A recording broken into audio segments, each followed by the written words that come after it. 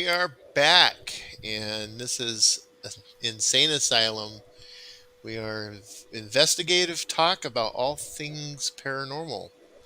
And tonight we're talking with Lisa Van Buskirk, and she is a retired Madison firefighter, and she is a guide for, let's see if I got it here, American Ghost Walks. So, hmm how are you doing this evening, Lisa? Oh, I'm just thrilled to be here in my house, something to do, and we get to talk paranormal because, as we all know, it's been a very long January. Not just a long January. It's been a long 2020, and we finally are in 2021. Oh, I think we're at December 57th or something. I'm not sure. Yeah, it could be. It could very well be. So, Lisa, for those who don't know you or haven't checked your Facebook out or anything, what got you interested and started in the paranormal? Well, I like to say I was born into it. I Okay. was born on Devil's Night in Detroit, which is a big thing in Michigan, but not so much here. So, what it is was historically the night people would set the city of Detroit ablaze and just burn everything. Now, not only did they burn stuff down when I was a small, mischievous child, it would be the night you would go out and play ding dong ditch and maybe soap windows in cars and toilet paper a house or two. It was a mischief night. But you'll all be happy to know I use my superpowers for good, not evil. Instead of starting fires as an adult, I put them out. That's a good thing. I think so. So, during your time as a firefighter, did you have any experiences that would be considered a paranormal type of thing? As a firefighter and calls and stuff, not so much. Okay, not so much on the job usually. We also did all the medical here in Madison, and there's at least a few times, when we'd go help somebody who was really sick or dying, and sometimes you'd be like, oh my God, they're going to die because they're sick and dying, or they're just having a heart attack, and after a while, you know these things. Hmm. I have found that, especially with the elders in the community, this one gentleman was having an issue, and we're there early one morning helping he and his wife out. And he seemed kind of fine, but kind of old, and he had the typical underlying medical issues, like he wasn't going to go down right there. They took him to the hospital and whatever. And I wasn't actively involved in treating him because there wasn't much treatment. So I was stepped back with his wife and just, talking with her a bit. And she's like, yeah, he keeps seeing his friend Joe. And I'm like, he does. And his friend Joe died 20 years ago. Hmm. Well, that's been something I've seen a few times as someone who's about to die. Usually they know they're going to die with a terminal illness. The Hmm. people around them would say their former friends or family are waiting for them, or they have dreams or things of that nature. So that'd be about the only thing like that. Okay. Okay. So, what kind of experiences have you had since you've been doing stuff about the paranormal and with American Ghost Walks? It's kind of funny. I always loved the ghosts and the paranormal and everything, and I always loved dressing up because Devil's Night is December 30th, and I thought my birthday was Halloween till I was about 6. But I always have a dress up party anyway because who doesn't love a costume party? Well, Halloween's one of my favorite holidays. It is the best holiday. Well, it is an awesome holiday. I was born 2 weeks to the day of Halloween. So, Oh, before or after? what's that? Before or after? Oh, 2 weeks to the day before Halloween. So I'm October 17th, and Halloween's on the 31st, and it's no matter what, it's exactly 2 weeks. Excellent. Well, I started working with American Ghost Walks and my benevolent overlord, Mike. It's going to be 9 years this year. Oh, Yeah, Cool. that kind of happened by accident. I was just strolling along being a firefighter, and like I would work out all the time and be Well, I thought I was normal, but evidently I had this huge, not so normal underlying thing going on. Hmm. And I was out with a friend one night, and she talked about taking a ghost walk, and I'm like, "Oh, we should do it." And she looked at me, and she's like, "You should do it. They're looking for people." So I sent Mike an email. He met me for like 20 minutes at a Starbucks and hired me. And I'm like, I have no experience in any of this, theater or whatever. And I'm like, "Why'd you hire me?" He goes, "You would show up." He goes, "You're a firefighter. You will show up. The rest we can work with." It's all about the work ethic. Yeah, why not? I guess artists are kind of flaky people at times. He said musicians or whatever. Yeah. So I got to do that. And the other thing I absolutely love is history. So I look up a ton of history on the stuff that we have, and then I collect all these stories from my guests, which makes the walk so much better. So I have three normal years, not counting 2020. I have three walk options I do. One is the King side by the Great Dane in downtown Madison. We start. One is the State Okay. Street side. And I have a UW campus one too, which you guys saw some of that on the Milwaukee Paracom Yep. program. Yeah. I did. I was all excited to do that one this year because I'm like, oh, the kids won't come back. It'll be empty. Oh, no. It was the opposite. They were there and infected. And I'm like, we can't. And they couldn't have classes. And I'm like, there's no way in heck we can walk around with a bunch of people if they can't have classes. Exactly. So, what part of the campus do you do the ghost walk on? Bascom Hill primarily. All right, that's Pretty much the oldest area of the The yeah. I'm campus. oldest, trying to think. most That's historical. Bascom Hill. Is that along Observatory there? Yeah, the back side of that. Okay. I'm a Madison native, so I know the area. Yeah, and I'm well. a transplant, so. Well, I'm from Detroit, so it's okay. But yeah, being that I deliver up there to the university all the time, I actually know a few of the building managers and some of the faculty that are up there that I meet with and talk to. Um, so, what parts of the history of the campus do you know?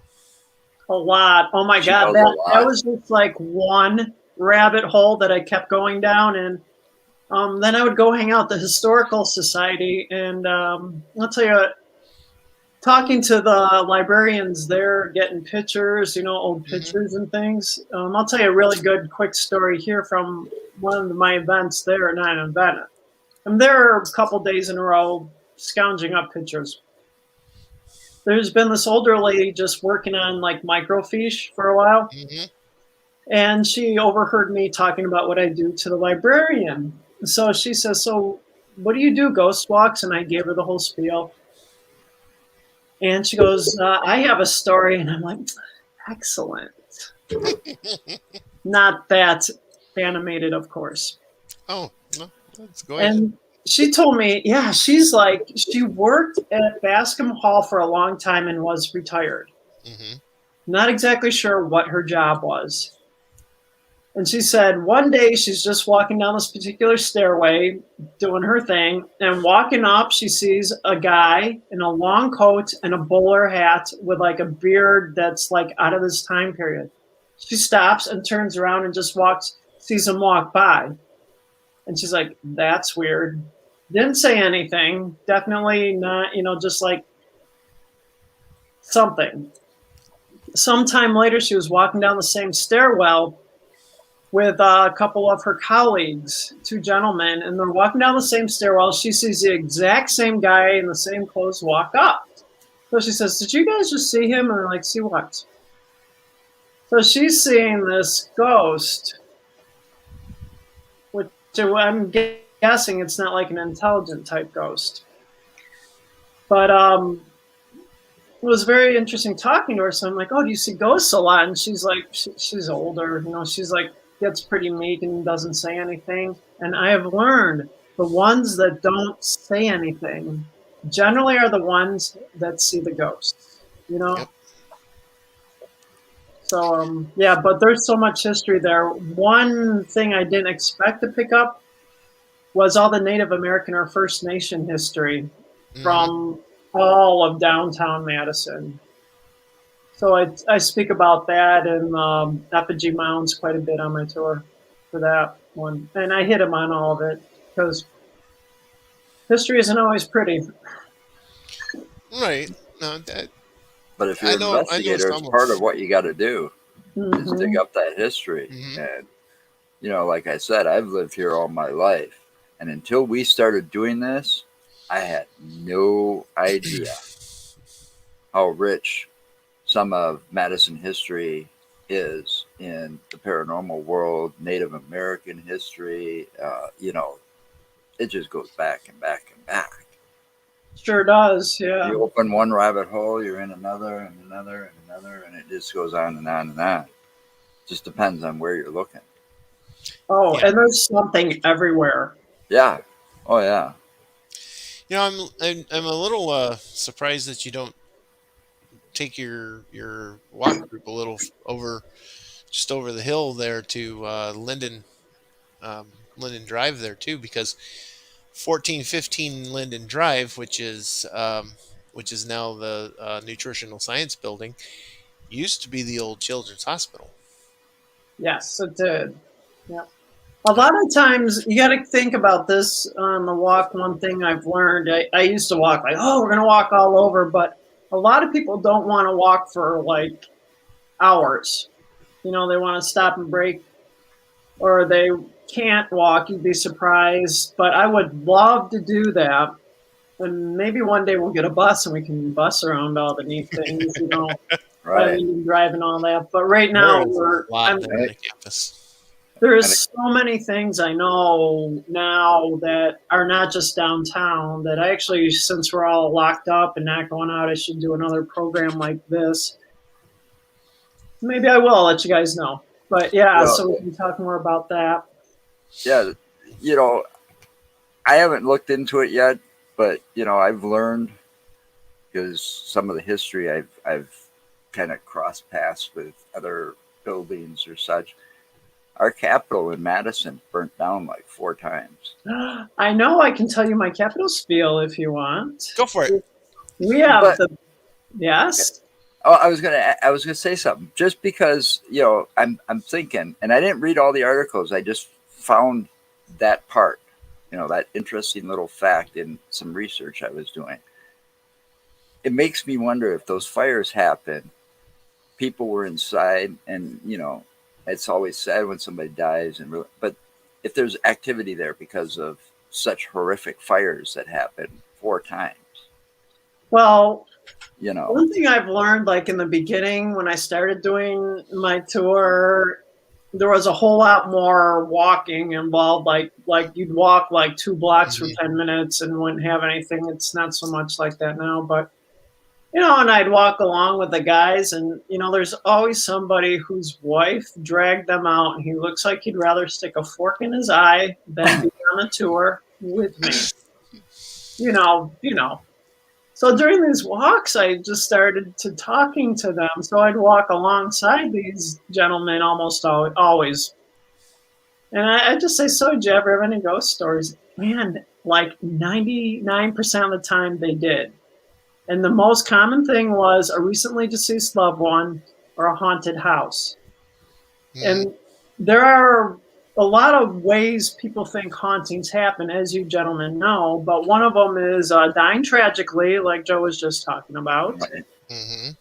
That's a big one, or dying young and tragically, an unfinished business. right, Yep. So the Capitol actually only burned down once. Thank God it did, because that's why we have the fantastic Capitol we do now, because they started over, and the people of Wisconsin were ready to pay a lot of money for the most awesome work of art we have. Best museum in town, I think. The Capitol building. Yes. well, I've been in Wisconsin since '93, and unfortunately, I've never been inside the Capitol. and I told him All he was a right. dumbass. So as soon as we can do things again and go out, they have a fantastic hour-long free tour in the Capitol, which I always promote. That they'll take you around and you can see my favorite ghost, because it's the only ghost I know I can see whenever I'm in the room, in the assembly hall. and they do a pretty good job. And I always talk to, one time I'm like, okay, I go get stories. I'm going to go get stories, take the tours, kind of get to know the people. And they're Mhm. like, oh, yeah, we got all these stories. We got all these ghost stories for you, blah, blah, blah, blah, blah. I'm like, sweet. And they're like, come back, in a few days. I go back 3 days later. They're like, we don't have any stories. Evidently, it's against government policy to have ghosts in the Capitol. So there are no ghosts in the Capitol. So I think, obviously this isn't the year, but it'd be like, I'm going to go undercover as a tour guide there and get all the ghost stories from the staff. That would be cool to do. That would be actually. I mean, I've heard rumors about different stories that happened up at the Capitol over the years, but that was before I started doing what we do. Mm-hmm. I didn't buy into it, but it is an interesting building, artwork everywhere. I mean, you look up and it's just, So you could when it's stare at opened that up, ceiling forever. oh my God, do you know how big that ceiling in the dome is? It's 33 feet across, Yeah. and it's a But convex painting. it's just one huge, massive, beautiful painting up there. So, Mark, as soon as we can and it gets warm, you and I are going to go to the regular old tour in the Capitol because it is the best thing in town. Okay, so I guess the question on that would be, do they allow filming in there? Yeah, I think they do. I've been filmed in there for a TV news program spot before. It's the people, yeah. You might have to go through some channels because it is a Well, government building. yeah, that's just what I'm wondering, if they'll allow, like, if I brought a camera, my camcorder in with me. Sure. I mean, the tourists are taking pictures all the time, like all the time. And the one time I was in there with the TV news camera, there are places you can't go, like, Hmm. the locked places. But as far as if it's open, the general rotunda and whatever, you can do that for Right, sure. the You general know, rotunda. What you about the know, assembly hall? hold on, Mark. I was going to ask a question because she just Yeah. mentioned kind of the rotunda. There's that outside area. Do you know Yes. why? Do you know why the one floor is locked? It never used to be. Safety. You can get on the outside on the That's fourth floor. right. Like you can Well, go to the fourth floor up that little stairwell and then go out, but not yeah, the top one. right. Well, I heard they closed that off to the public because somebody decided to jump from up there once or something. Oh, you mean the inside one or the No, outside? the outside. Yeah, the Outside, inside one they have plexiglass on, right. so you can But the see. outside one, there's just that cement railing all around. Yeah. And on the one area there, you can see all the lakes from up there. Oh, when you're the fourth outside. floor, the one that's open, you can walk around too, and you Yeah. got to walk, but yeah. But to get in the assembly hall, you would have to probably make an arrangement. That's a locked hall, and you got to make sure they're absolutely not in assembly. But the ghosts there, I can tell you about that. I can always see, and I don't see ghosts all the time. Is when they were building that fabulous building in the 19 teens, the mural, the artwork in that one is all the people of Wisconsin, and they were generous enough to put the First Nation people in there and everything. So it's quite this fantastic mural. The artist who did it is all nearly done, very proud of it. The architects and the powers that be come and swing by and take a look at it. I'm like, yeah, pretty. Yeah. And they're like, hey, where's the badger? Yeah. Like, the artist is like, there is no badger. They're like, there needs to be a badger. Put in a badger. And the artist is like, perfectly balanced, no room. And the powers that be say, make room. So he painted out a Civil War soldier, put in a bunk and a little stump and an ugly badger. Ugly badger. Mm-hmm. Our Civil War soldier's not having it. His ghostly likeness is beginning to shine through in the painting, and it's really quite fascinating. Cool. Yeah. Wow. But when we can go, you and I are going to go through there. Oh, definitely. Heck yeah. And see if we can stir up some stories. Like I said, I have never been in the Capitol building. How can you not? Yeah, I just couldn't figure that one out. how he Yeah. could not be in the building, right? Right. I've been there so many times. Woody got married there. Yes, as a Uh, resident of Wisconsin, you can get married in the Capitol for $50. yeah. Yeah. Wow. Yeah. Woody and Nikki. When Woody married Nikki, they got married up there because I was there. Yeah. Well, who That was who before you, I know. who before who else besides you and me know who Woody is? Oh. But yeah, a friend of mine got married up there Christine in front said of the she got cracked married doll. there. Who did? Christine. Oh, cool. Yes, she did. I bet she did. It was beautiful, I bet, wasn't it, Chris? Well, a lot of people get married in the Capitol and also outside on the ground. It's in the summertime. Mhm. Well, all those Yeah. photo shoots you see usually, a lot of them have been married there. And the other place that's quite popular to have your reception in is the Madison Club. So they often take pictures, well, the Madison Club and the Monona Convention Center. Yeah, So, the Madison Club is the old farts club up there on oh God, what is that? Wilson. Yeah, Wilson Street there. Oh, that's perfect for you. That's the one. You're an That's the old one that fart. had that. That's the one that had that poster of Scott Walker on it or something. They were. That was actually down a little bit. That's an Oh, okay. apartment building. Yeah, and it's still there. Well, I don't know. I haven't been by in the winter, but it was still there. That's a really fascinating So apartment building too. The same family so owned it. your walk that you do on State Street. What areas along there do you do? That's kind of a little bit of a misnomer because, as you can imagine, walking down State Street on a Friday or Saturday night isn't going to go well. So we walk kind of around State Street. We do hit State Street itself, and I talk about theaters.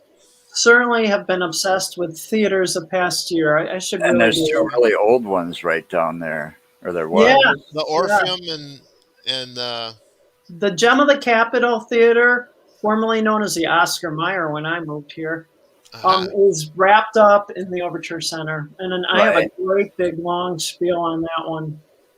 Yeah, that Yeah. one, and then the Orpheum down there. Yeah, yeah.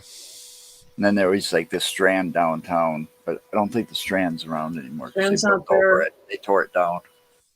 Well, what was it? About 100 years ago, there were 9 theaters within 2 blocks of the Capitol because we didn't have Oh, Netflix, we didn't have this, we didn't have really? TV.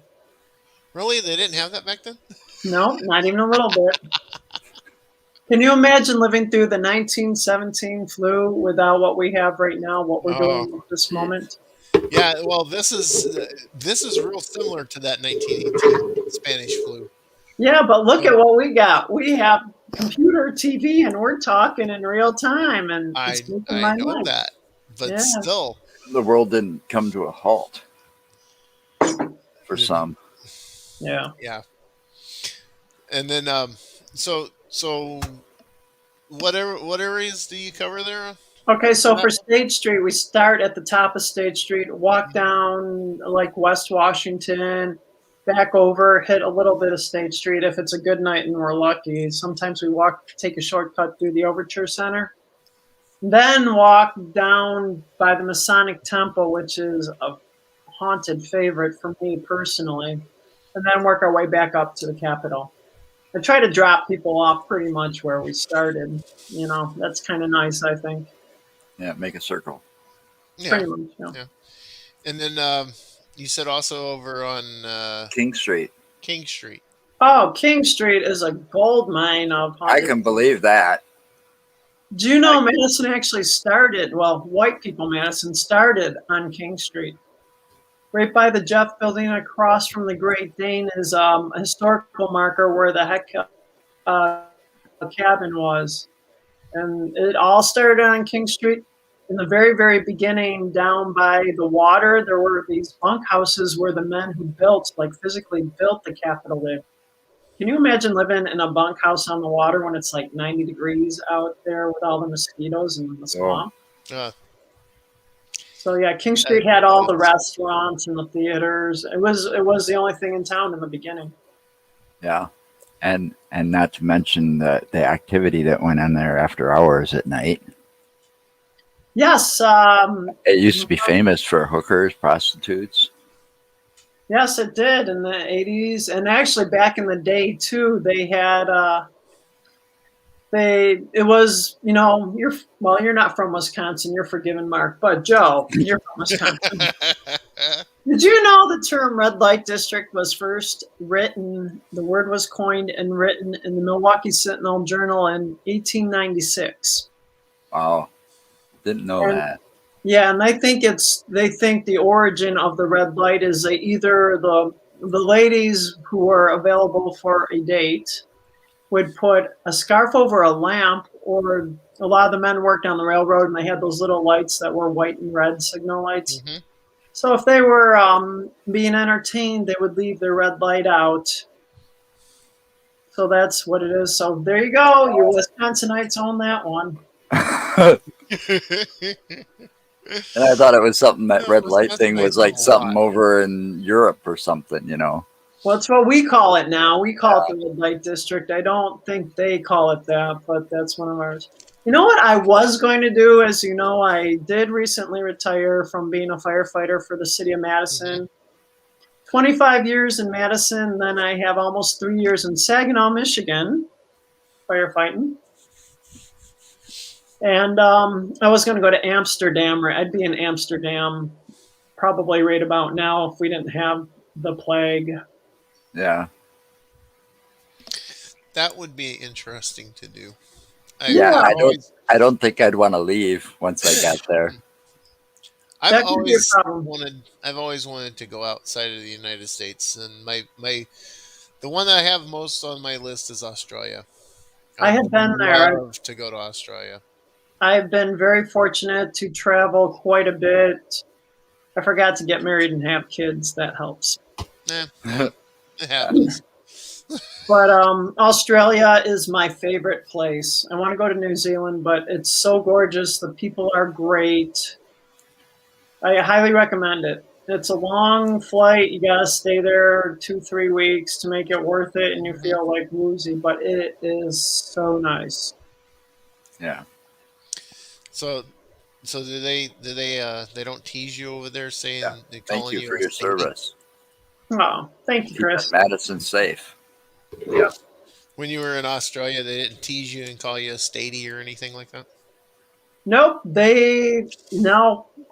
First of all, the one thing I learned traveling internationally, no matter where I went, I'm there to spend money, so they're going to be nice to me. Even when we don't deserve it, they're nice. Yeah, I was with this American. One of my friends worked for she's an Epic consultant, not Epic anymore, but beyond that, and whatever company she worked with, like their little yearly trip was to London one year, and I got to be the plus one.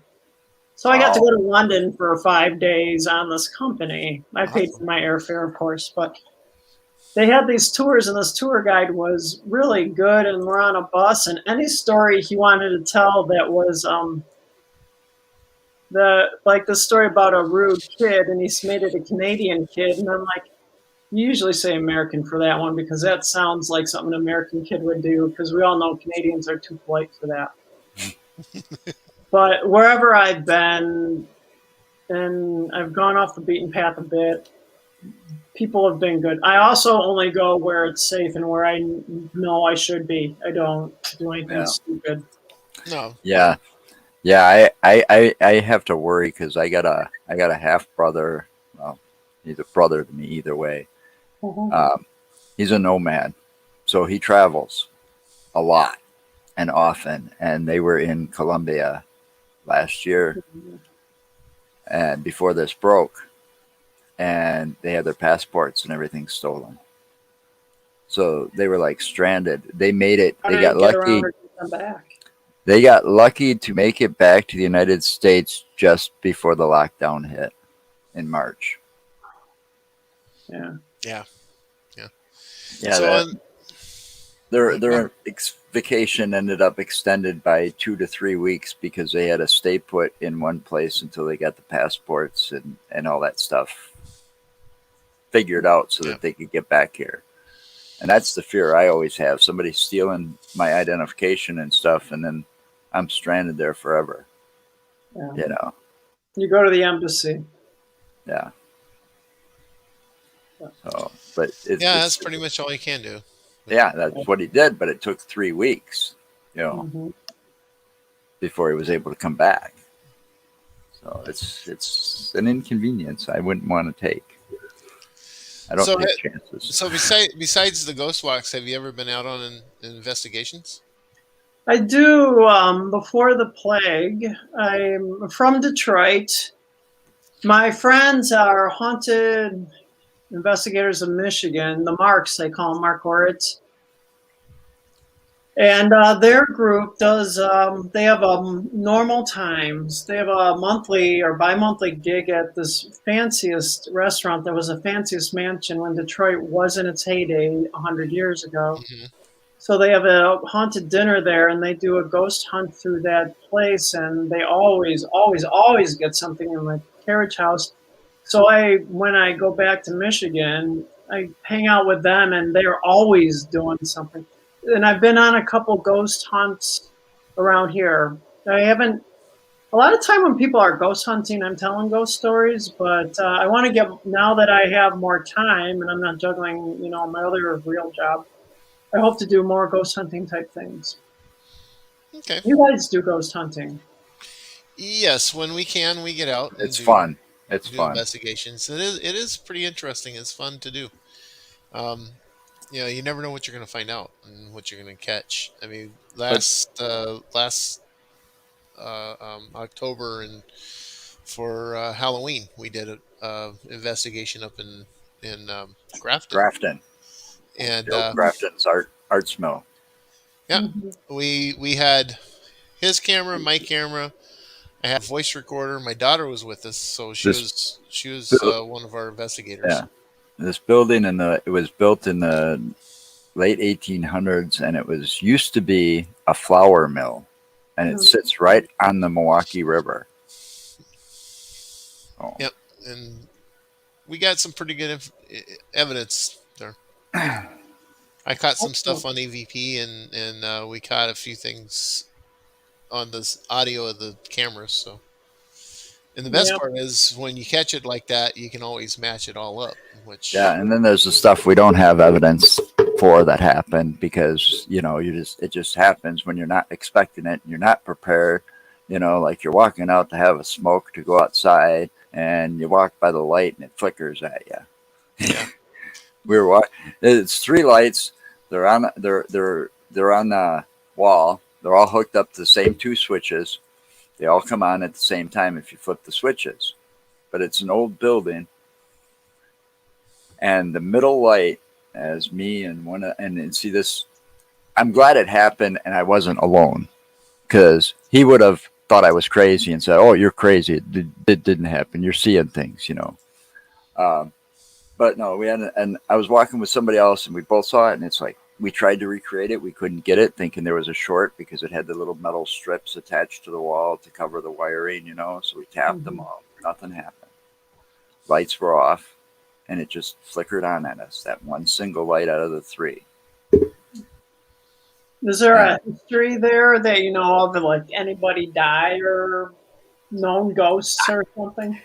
what I found out because we also did a private home investigation there in the same town, Grafton, Hmm. and every time I tried to dig up any history from there, I haven't been able to find much.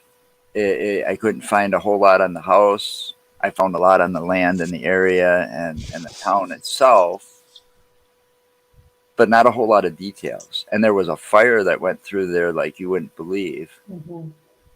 But They then like all of a leveled the sudden, whole town. and then all of a sudden the fire department just popped up, and there's no reason why. I mean, there's a lot of unanswered questions to that town that I couldn't get answered, and I was looking everywhere that I could, considering that there's COVID. I mean, I couldn't physically go to like their, you know, uh, go to their main records library department. and check their Yeah, records. yeah. So I couldn't find it, but what I did find online through the same building that I would have gone to personally They didn't have much. Sorry, I I had to mean, start. they had about when the fire occurred, not a whole lot of details. But then again, all of a sudden, here's this fire department, and there's questions around why or how it popped up all of a sudden. The fire department or the fire? The fire department. They saw the fire. There's a mystery behind all of it. I mean, that whole little town's a mystery to me. I haven't been able to crack that one yet. Some mysteries you just can't. Well, I'll find something. Some mysteries you can't. So it's more fun that way sometimes. It's just one of those ones that baffle me when I can't find information, because I'm good at digging up information, like the historical society and stuff like that, because of being a former private investigator and stuff. I'm good at it. When the internet came around, I got even better at it. So do you look at property records or land records or ownership? If I can find them. We try to get all the information we can on the sites that we go to. Where do you look that up? At the clerk's office or historical society or? Well, it depends on the town where they're stored. I mean, I start online, to see what I can find online first. And then that kind of leads me where to go next. And I just follow a certain pattern. Like, okay, let's see if this checks out. I'm going to go here and see if I can find any more history. Try to find a newspaper database of old newspapers and looking up history. But with this COVID thing and not being able to go to some of these places firsthand, it's kind of hard to do nowadays. Yeah, and that's some of the problem too. Some of these older towns, they don't have stuff online like they. Oh, because it's still on microfiche. We love microfiche. Yeah. That's where your intenseness of the investigation happens. You got to sit or down. Some of those old newspapers haven't been electronically put up yet, so you got to go somewhere. Yeah, microfiche. Yeah. So I said that to somebody once, and they said, "God, you're old." Well, he is. Like, yeah, whatever. I don't think so, but I haven't heard that. What kind of access to places did you have when you were a firefighter? Well, this is so as a firefighter, we do fire investigations. Yeah, when they do fires, I'm not part of that team, never was, but we do fire inspections, like to make sure you don't have like tons of gas cans in the house. Will lose this. Your exits aren't blocked. Your fire extinguishers are up. Just that run of the mill stuff. Then, like Joe, was it 8-9 years ago now, I got to spend a year in fire inspection when I too was sick. I had breast cancer, about 8 years ago. And I was so eternally grateful from the bottom of my soul that we have something called light duty, which most times when you go on that, you don't want to be on that. But I was so glad to have something to do, and they were so great in working with me. So I got to inspect buildings, and I really love that because I'm in my fancy formal blue official uniform, walking around meeting these people, which is much better than showing up looking like this and saying, "So you got ghost stories?" So, and then eventually a lot of people had ghost stories, and I got some contacts through there, and I just really enjoyed that part of it. So I had that little in like that. And then the other super cool thing is, everybody has another job on the fire department. Not everybody, but quite a few do. And most of these guys are very practical. They can build anything. They can fix your roof. They can do plumbing. Not me. I tried that when I was new. Can't build crap. I could break anything down. So I have the fun job, and then the gentleman I work with, it's all gentlemen. I work with women too, but they would have like the best ghost stories. And it's one thing when the 25-year-old hippie chick tells me a ghost story because she's got one, right? But when this dude, this military dude is like, "So I had a ghost. This is what happened." And then listening to them tell the stories and actually get nervous while they're telling them, I'm like, I think one of the things I want to do is collect stories from the firefighter friends I have, because They have some good ones, and like I said, coming from them is so much better than almost anybody else. That is pretty cool. It I think is. I think a good a good thing would be is if you could get keep or get in touch with your firefighter friends Hmm. and see if you could get them to actually sit down in front of a camera to record Oh, them telling their stories. You Or can write a actually book. or you can I actually want to use write a that. book. Yeah, But you could See, she's actually got the use that gumption to to write write a a book. book. But you could yeah. use that to write a book, and you could also make like a documentary out of it too You if you know, got it's them on kind of camera. funny because they would tell me these stories, and I'd be like, I just want to record it so I get it straight. Nobody will hear it but me. But once they're like, they're shy, and a lot of them they are like, I can't Well, talk like that. But yeah, they're I cool. I get that. I get that. Yeah. I mean, there's that whole town that we got to try to get answers out of, and they don't want to talk. Hmm. Well, they wanted to tell me this, like in the beginning when I started this before all these shows, and we were like our whole industry, which we are now. Hmm. People who had ghost stories just wanted to tell me their ghost story. Now everybody will listen to it, but a lot of times these guys I work with, they just want to tell me their ghost story. So I can't imagine like the best ones getting in front of a camera. I'll think about that. I'll see what I can do with that. Yeah. See. Well, the thing is, though, most people who have a ghost story and they want to tell it, the reason they want to tell it is because they're not sure themselves how real it was for them. And when they're able to tell it to someone else who has a belief in it, it makes it more real for them and it makes it more understandable for them. And they're not going to be judged. Right, exactly. I Exactly. think it's the judging factor that a lot of them are worried about. Yeah. Right. You I'll tell okay you there, what, Joe? I was going to say in the very, very, very beginning of my firefighting career, which started in Saginaw, Michigan, which is the North Flint Knife and Gun Club. Hmm.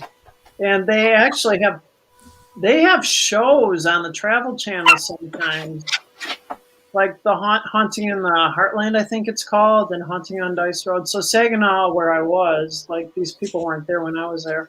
Hmm. I had this very boring militarist, annoyed captain, older captain guy. Right. Being a weird job, at night we're just waiting we work during the day, and then at night after dinner, it's our own time. So we're watching TV, probably like back in the day, the X Files. And this totally straight laced, grumpy guy that just is like over everything was in the Navy as a young guy. And we're watching this UFO show, and he goes, "Yeah, I saw a UFO." And I'm like, you know, and he tells me he was standing watch, and this must have been like in the 80s, on the back of one of those huge Navy carrier ships, you Uh-huh. know? And he said he saw something that he knows was a UFO. He goes, things never move like that. He goes, it went up, went over, and he's describing it in like the calmest tone of voice. And he goes, yeah, I saw a UFO. And I'm like, oh my God. And after I heard Captain Patterson say that, I'm like, huh. And I'm like, I bet he would not tell anyone else, especially back then, last millennium, about that. So, Yeah. Well, a lot of people, like I said, a lot of people that want to tell their story like that it's to verify, mhm, and not be judged about it. yeah, So, but yeah, And then there's others that just would prefer just to keep it quiet and hush yeah, hush and not yeah. talk about it ever again. You that's know, fine. for example, and I hate to put this down on all of one town, but for the example, the city of Elkhorn. You know, you go in there and you start asking about the Beasts of Bray Road. Yeah, you're not going to get very They better many sell some bread. answers. You know, you're Yeah, not What was going that? to get very many people willing to talk to you either. So What was that, Lisa? I didn't hear what you said. I don't think it's. It was just when you're talking about the Beast of Bray Road and the places like where the Mothman original, where's that down Right. south? Um, Carolina, no, South Carolina, North Mothman. Carolina. Mothman was that in Point No, Carolina? Place, No, Pleasant Place, yes, yes. or Point Pleasant, Point Pleasant. Point Yeah, Pleasant, Pennsylvania, wasn't it? yeah, No, Pennsylvania. something. Anyway, well, the most recent story I think I had is one of our maintenance guys, our retired maintenance guys, was in the station working, visiting or something before the plague. I like And the plague. it's more fun that way, I think. Yeah, I get it. I get it. I love it. No, Yeah, it's good. you knew exactly what I meant, though, didn't you? Yep. Oh Yep. yes. Anyway, the maintenance guy was in the military. He's like all into UFOs, seriously into UFOs. So we were talking about stuff, and that came up, and he said he used to be a over-the-road truck driver, and he's driving through there, and he's like, he wants to stop for the night, cute town. He goes, I had the worst feeling there. It felt so bad. I just got my food and left. I couldn't leave quick enough. He's like, it's like haunted, but they capitalize on it. They have a huge festival Oh every yeah. year now. Oh heck yeah. That festival brings in most of the money for the town for the entire year. Point Work Pleasant, Point Pleasant, West Virginia. Okay, there This you is go. Virginia. Yeah. I knew it was in the area down there. I just looked it up. Excellent. But yeah, that you got that, and then you also have when he was talking, or when he said Beast of Bray Road, that's similar to what they have in Michigan called the The Dogman of Michigan Michigan, Dogman. Yeah. or Michigan But Dogman the Mothman has been seen in recently Michigan. also at Chicago O'Hare, right around the Yep. airport. Yeah. So Yeah. Amelia Cotton, I don't know if she was on Milwaukee. She's from Chicago. She's an interesting thing about that. I think back in the day, it was a lot more, I don't want to say feasible, but the problem with Chicago O'Hare is why is it not on film? There are so many cameras on Chicago Well, O'Hare, you know? yeah, and why doesn't it show up on radar? I mean, airports are like, they're constantly got radar going because, that's like airspace that they constantly monitor is right over some of those Cameras major airports like everywhere. O'Hare. So, well, and it's just like that incident which actually happened down in O'Hare. I think this was back in late '80s or early '90s when you had all the people that were out there on the tarmac, the luggage handlers that were out there taking care of all that, all the mechanics that were out there.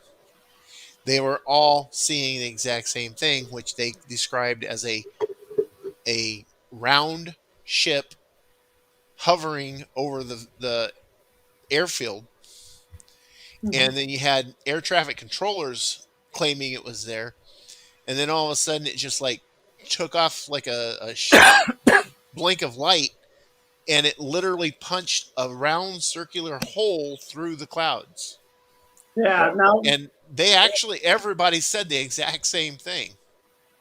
and that's very validating to me because a whole lot of people saw it and you're like, did you see that? Did you see that? Yeah, I saw that. Yeah. Yeah, And then it's on radar and they probably didn't have film like we have everywhere now. I know. Now it's like almost impossible to do anything without being Well, seen yeah, on camera. the more I drive now, and I don't know if you've noticed this, but I noticed it. The more we go out, and I don't get out too often, but like when my wife and I go to Woodman's and stuff in another town, you know, just about every other stoplight, all of a sudden is turning up with a camera above it. So Oh yeah. just so you know, a lot of those things you're thinking of cameras aren't cameras. There are very, very few cameras in town. There are a couple intersections with them. Oh, okay. So these are the What okay. they I get are, they're for the fire they're little, trucks. right? They set up So the what fire you trucks and like, ambulance set them off so they change the lights. Okay, so right? they're more noticeable now than they used to be then. Yeah, there are the big intersections. Like if there's not, shoot, I'm not even going to guess a number, but I'm going to say like not very many cameras and they're all at big trouble intersections. Yeah. Like there's just not going to be one of them here. You know what I mean? So a lot of them are those lights. Yeah. Yeah, they're the sensors that Well, all right. So then I are get it set up because for the I I get it because some of emergency those don't vehicles. work. Some of those don't work. Didn't used to work. So I get maybe that's why they've gotten to look bigger and more noticeable now. Yeah. Some of them don't work when Because they should. I can well, tell you that. I was on. I almost got hit by a fire truck once. Ooh, you would not want. I had the light and I didn't hear it, didn't see it, and it all of a sudden it was sitting there at the light stopped, and it got a call, turned on its lights, and just started going, and it almost just plowed right into me. But that was at like Milwaukee and North Street there, No, that's right where I live, by the way. you know, in that area because I was going straight across. Yeah. Blind They were intersections coming are up, hard, and they were and coming down East Wash, going towards East Town, and it's like, oh shoot, I stopped, but if I would have kept going, I'd have gotten nailed. yeah, sometimes I worry about some of my former coworkers driving. It's fun and it's not because people don't see you, people stop. Oh God, people are freaking Well, morons yeah, I've seen when it plenty of people comes not to pull over for fire All trucks the and stuff, time. and no, I they get are. I They're get ticked morons. off just when they don't pull over for that. I get really upset about that. But I got a feeling that there's got to been that's got to be some kind of reason for that the light's not switching to make those things a little bigger to make them almost look like camera. I'm glad they update them. I think they probably update. The cameras are just freaking huge cameras. You can see them, and they're These usually not. well, these look like the the security cameras you'd see in a home or a business. Oh, They're the about the size cameras of a for the security camera. intersections are usually not hanging in the middle. They're in the corner on the post. So, yeah. Okay, that's good to know. Yeah, learn something different. Learn something new Well, see, I every day. always knew that the fire trucks and ambulance and emergency vehicles had a way of triggering Mm-hmm. the stop and go The light. lights. Synopticom, we called it. Right, It's a flashing strobe light. right, right. Sometimes it works, but then there are people in the way anyway. Well, that's probably why they made them bigger, so that they get more efficient and work properly, and change those lights quicker. Technology, man, everything gets updated so quickly now, right? Oh, it does. Oh It yeah. does. It's amazing. Oh yeah. It's amazing. Yeah. I used to go by. I used to go by Joe's fire station all the time, and he used to have all these different fire trucks from all these different Yeah. years down there, and it's just amazing how the fire trucks, even over the Wow. years. Since my career, it's even amazing how much they've changed. Yeah. Yeah.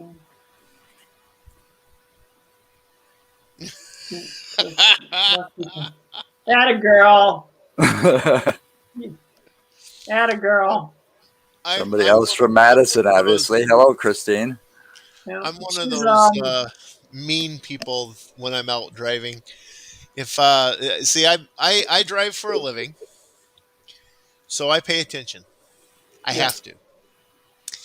So I'm always looking ahead, and if I see obstructions, and I see that there's a lane closed, or I see that there's going to be an obstruction or something, I'll actually move over and make sure that I'm in a position where I'm not going to have to fight anybody to get into that position. And then when you got these morons that come flying up next to you because they see it too, they see it, and they're trying to beat everybody else. I'm one of the mean little snots that will literally Block it. keep pace with them and make them find that hole. Attaboy. I know I probably shouldn't be that way, but I am because it's irritating to me. Being a professional truck driver, people that do that, it just irritates me. So Well, if you got in a car accident, it'd be bad. me, What do you how do you yeah, it would be bad. It'd be like a hazardous materials situation. no, it's dry ice. Yeah. There's no liquid involved. You know, Oh, okay. we don't because it's dry ice and it's a solid. We don't even have to placker for it. Oh, wow. Okay. Yeah. Just don't drive with it in your car very far. Well, yeah, you're not. If you have to transport it in a closed vehicle and you're actually in the cab with it, you need to have fresh air coming in through your vents and have your window down a little bit. It's to vent it out because Mhm. even though it's a solid, it still sublimates. It's constantly releasing itself back into a gas But it and sure does make good homemade root beer, doesn't it? makes That good dry homemade root ice. beer. And Oh, I have a recipe where I you did actually that once. use it and add it to the mix to make ice cream. Yeah, that Ooh, was good too. Oh, It that was carbonates the ice cream. he did that once. It was really good. that would be good. It makes the Hey. best ice cream for a root beer float though. I bet. So if you're Yeah, making if in the homemade root beer. yeah, Mhm. so if you're making the ice cream using the dry ice and putting it into the mix and making that it carbonates that, so you got carbonated ice cream that you're putting into a carbonated drink, and it really does make a difference in the way it tastes. It's really cool. But That would- so anyway, now we got off on this other stuff. We did. But that's Unfortunately, it not happens every now and then. that's not uncommon for us. Yeah, it's not uncommon at all. Um, but anyway, Joe, anything else? No, Because I'm no. Oh well, I did have a question, but I kind of drew a blank thanks to you. But no, thanks for coming. Do you No, got my any pleasure. sites? Do you got any sites you want to promote besides the American Ghost Walks? Right now we have American Ghost Walks. I'm on Facebook as Lisa Van Buskirk and Ghost Host Lisa. And right now, this is the first time I've come out of hibernation since Halloween. Is the way I look at it. Oh, thank you. Yeah. So hopefully I get to do a little traveling. I'm building my truck out and I want to go drive around the country and look at haunted spots. I'm oh, sure you got that'd be fun. one nice big bucket list by now. I do. I do. I do. Can't go anywhere else out of the country. I'm going to look in the country. Yep. Well, definitely hang around for a little bit here after we're I done with will. this, and Okay. we'll talk about your bucket list. Actually, All right. And then Wednesday we have. Let me see who he was. I'm a little lost my mouse here. David Spinks, and he was on In Search of Monsters, Ghost Nation, The Flatwoods Monster, Paranormal 911, Terror in the Woods, and These Woods Are Haunted. So it should be an interesting time. And then Thursday, you can catch Mark. You can catch Mark and I on Mind Dog TV at 7 p.m. Central Time. Mark and I are going to be on the other end of the podcast spectrum as we're going to be guests instead of the hosts. we're going to be the interviewees. Excellent. The shoes And on the other foot. this will be the first show of, I think, 3 or 4 that we have scheduled so far this year. Yep. So Yeah, the hibernation time is ending. We get to go out and do things. So. oh yeah, I can't wait I to am- get back out and look. I am so amped. My and bucket ready to list get keeps my growing and behind out growing. there. Mhm. See, I'm out there all the time with the work, but what I want to do is get out there on the weekends whenever I not working, so I can actually do investigations. Yeah, Excellent. we got some equipment to break in. So, Yeah, I do. All right. stay Right. safe, everyone, and remember, anything's possible.